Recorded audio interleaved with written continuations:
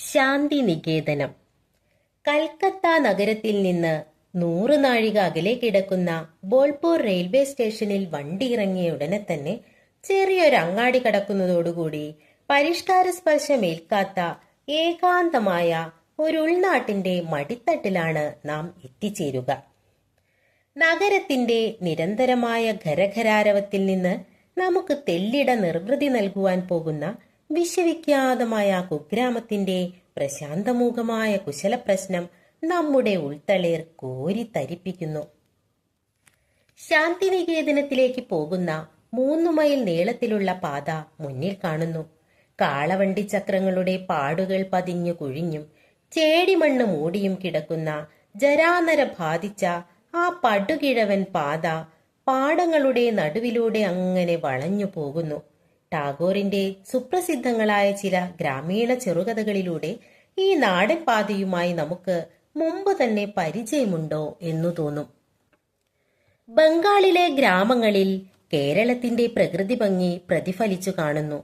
കേരളത്തെ കൂടുതൽ കോമളമാക്കി തീർക്കുന്ന ഇടതിങ്ങിയ തെങ്ങിൻ തോപ്പുകളുടെ പച്ചവർണ്ണ പകിട്ടോ ചിന്നിക്കിടക്കുന്ന കുന്നിൻ നിരകളുടെ നിശ്ചലമായ പശ്ചാത്തലങ്ങളോ ബംഗാളിലെ ഉൾനാടുകളെ അനുഗ്രഹിച്ചിട്ടില്ലെങ്കിലും മറ്റു പ്രകാരത്തിൽ ഇവ കേരളത്തിലെ ഉൾനാടുകളോട് അത്ഭുതകരമായ സാമ്യം വഹിക്കുന്നുണ്ട്. അങ്ങിങ്ങായി തെങ്ങുകളും താലവൃക്ഷങ്ങളും തല ഉയർത്തി നിൽക്കുന്ന പറമ്പുകൾ, മുളങ്കൂട്ടം തെറിച്ചു നിൽക്കുന്ന മതിലുകൾ, വാഴത്തോട്ടങ്ങൾ, പച്ചക്കറി വളപ്പുകൾ, ആൽത്തറകൾ, ആമ്പൽക്കുളങ്ങൾ ഇവയൊക്കെ ഭംഗിയിൽ നിരത്തിവെച്ച ഇവിടത്തെ ചില ഗ്രാമമൂലകളിൽ വന്നു ചേരുമ്പോൾ നാം മലയാളത്തെ അനുസ്മരിക്കുകയല്ല, അനുഭവിക്കുക തന്നെ ചെയ്യുന്നു. പരന്ന നെൽപ്പാടങ്ങളുടെ കരയിൽ കാണുന്ന ആ പുല്ലുമേഞ്ഞ കർഷക കുടിലുകൾ മലയാളക്കരയിൽ നിന്ന് ഇറക്കുമതി ചെയ്തതാണോ എന്നു തോന്നും. ആ മാതൃകയിലുള്ള പുല്ലുമാടങ്ങൾ മലയാളത്തിലും ബംഗാളിലുമല്ലാതെ ഇന്ത്യയിൽ മറ്റൊരിടത്തും കാണുകയില്ല. നമുക്ക് ശാന്തിനികേതനത്തിലേക്ക് പതുക്കെ യാത്ര തുടരാം. പാതയുടെ ഇരുപാടും കണ്ണെത്താത്ത ദൂരത്തോളം വ്യാപിച്ചു കിടക്കുന്ന നെൽപ്പാടങ്ങളിൽ കറുത്ത പുള്ളികൾ പോലെ തോന്നുന്ന പുല്ലുമാടങ്ങളിൽ നിന്ന് അത്താഴമൊരുക്കുന്നതിന്റെ പുക നേരിയ ചുരുളുകളായി മേഘബാധയില്ലാത്ത മാനത്തിലേക്ക് ഉയർന്നുകൊണ്ടിരിക്കുന്നു.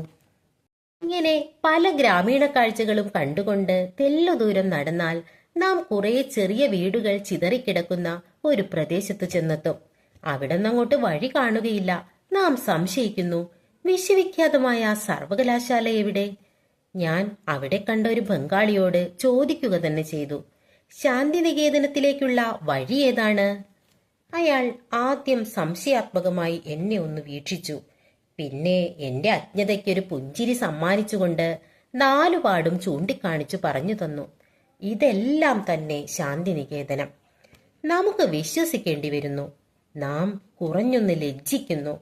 നമ്മുടെ ഭാവനയിൽ വർത്തിച്ചിരുന്ന വിശ്വവിദ്യാലയം മാഞ്ഞു പോകുന്നു. പകരം ഒരു പുണ്യാശ്രമം മുന്നിൽ തെളിഞ്ഞു കാണുന്നു. അതെ, ഇന്ത്യയിലെ മറ്റൊരു വിശ്വവിഖ്യാത കലാകേന്ദ്രമായ ബനാറസ് ഹിന്ദു യൂണിവേഴ്സിറ്റിയെപ്പോലെ കണ്ണഞ്ചിക്കുന്ന റോസ് വർണ്ണത്തിലുള്ള കെട്ടിടങ്ങളുടെ ഖണ്ഡാകൃതിയിലുള്ള ശൃംഗങ്ങളോ സർവകലാശാലയുടെ നാമധേയം ബൃഹത് ലിപികളിൽ എഴുതിവെച്ച ഗംഭീര ഗോപുരദ്വാരമോ ഇവിടെ നമ്മുടെ നയനങ്ങളെ എതിരേൽക്കുവാനില്ല. ശാന്തിനികേതനത്തിന് അതിർത്തി നിർണയം ചെയ്യുന്ന ഭിത്തികൾ പോലുമില്ല. വായുവിൽ സംഗീത വീച്ചികൾ പോലെ പരിസരത്തിലെ വിശാലതയിൽ കുറെ കുടിലുകൾ ഉൾച്ചേർന്ന് കിടക്കുന്നു.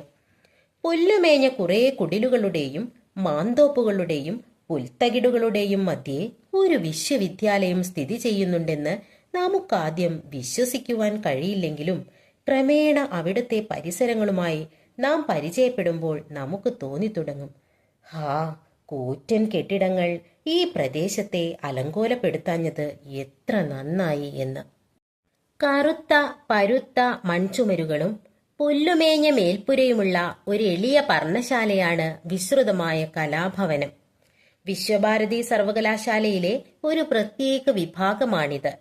വിദഗ്ധനായ ഒരു കലാകാരന്റെ കൈപ്പാടുകൾ ഈ ഭവനത്തിന്റെ ചുമരുകളിൽ പതിഞ്ഞു കാണുന്നുണ്ട്. 1922 ഇത് തുടങ്ങിയത്. ഇതിനകത്ത് ചിത്രകലയിൽ പരിശീലനം നേടുന്ന വിദ്യാർത്ഥികൾക്ക് വേണ്ടുന്ന സാമഗ്രികൾ വൃത്തിയായി സജ്ജമാക്കി വെച്ച പ്രത്യേകം ഇരിപ്പിടങ്ങളുണ്ട്. പ്രാചീനവും അർവാചീനവുമായ ഭാരതീയ ചിത്രകലകളുടെ മാതൃകകൾ കാണിക്കുവാൻ വിശ്രുത ചിത്രകാരന്മാരുടെ പ്രധാന ചിത്രങ്ങൾ ചുമരുകളിൽ തൂക്കിയിട്ടിരിക്കുന്നതിനു പുറമെ ഒരു പ്രത്യേക ചിത്രകലാ പ്രദർശന മുറിയും ഉണ്ട്.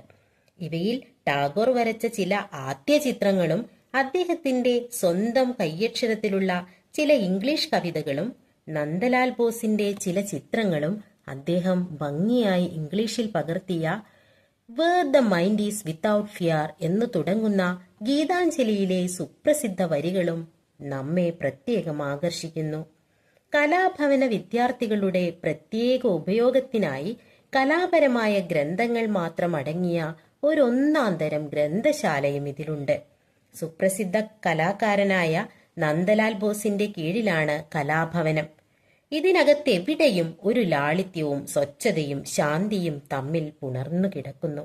ഒരു ചിത്രകാരന്റെ ഭാവനയെ വികസിപ്പിക്കുവാൻ പര്യാപ്തമായ ഒരു പ്രത്യേക അന്തരീക്ഷവും കൃത്രിമമെന്നു തോന്നാത്ത ഒരു എളിയ പശ്ചാത്തലവും കലാദേവിയുടെ ഈ കേളീഗൃഹത്തിന് മാറ്റുകൂട്ടുന്നു. കലാഭവനത്തിന്റെ പടിഞ്ഞാറുവശത്തായി സംഗീത ഭവനം സ്ഥിതി ചെയ്യുന്നു. ഇവിടെ സംഗീതത്തിലും നൃത്യങ്ങളിലും അഭ്യസനം നൽകി വരുന്നു. ഒഴിഞ്ഞ പാടങ്ങളിലൂടെ ഇഴഞ്ഞു പോകുന്ന ഒരു ചെറിയ നിരത്ത് നമ്മെ 2 നാഴിക പടിഞ്ഞാറുള്ള ശ്രീനികേതനത്തിലേക്ക് നയിക്കുന്നു. വിശ്വഭാരതിയുടെ ഒരു വിഭാഗമായ ഗ്രാമീണ പുനരുദ്ധാരണത്തിന്റെ കേന്ദ്രമാണ് ശ്രീനികേതനം. ശാന്തിനികേതനത്തെക്കാൾ വിശാലമായൊരു സ്ഥലമാണത്. തങ്ങളുടെ സ്വന്തം സൃഷ്ടിപരവും പ്രായോഗികപരവുമായ കർമ്മ പദ്ധതികളെ കൊണ്ട് ഉറപ്പോടുകൂടി ഉത്കൃഷ്ടമായ ഒരു അടിത്തറ